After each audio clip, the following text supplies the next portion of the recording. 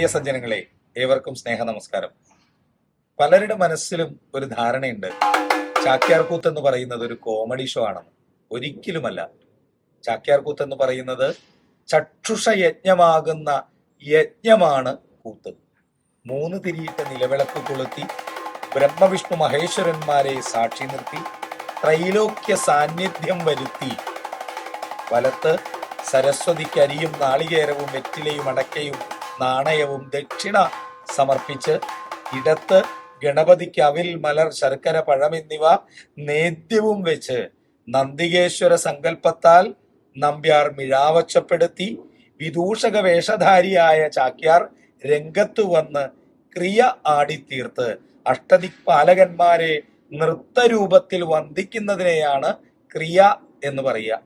അത് കഴിഞ്ഞാൽ വിദൂഷക സ്തോഭം നടിക്കുന്നതിലൂടെ ചാക്യാർ വിദൂഷകനായി മാറുന്നു.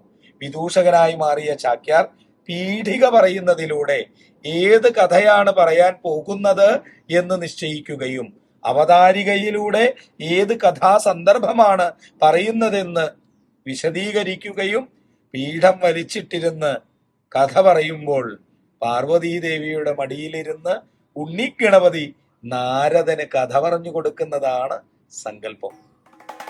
കഥ പുരോഗമിക്കുമ്പോൾ കഥയിലെ കഥാപാത്രങ്ങളായി മാറുന്ന ആസ്വാദകരെല്ലാം ഒന്ന് ചാക്യാരാൽ പരാമർശിക്കപ്പെട്ടാൽ ഈ ജന്മം ചെയ്ത പാപം കഴുകിക്കളയപ്പെടുന്നു എന്ന് ഐതിഹ്യം. അതിന് കാരണം മറ്റൊന്നുമല്ല, ത്രേതായുഗത്തിലെയും കൃതയുഗത്തിലെയും ദ്വാപരയുഗത്തിലെയും കഥകളെ ഇപ്പോ നടക്കുന്നതായി ചിത്രീകരിച്ച് ഇവിടെ നടക്കുന്നതായി ചിത്രീകരിച്ചാണ് കഥാവതരണം.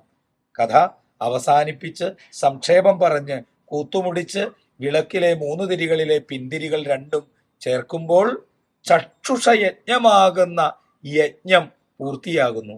ഈ യജ്ഞത്തിൽ പങ്കാളികളാകാൻ സാധിക്കുന്നതേ മുജ്ജന്മ സുഹൃതം എന്ന് മാത്രമേ പറയാനുള്ളൂ. സജ്ജനങ്ങൾക്ക് ഏവർക്കും എൻ്റെ സാദര നമസ്കാരം.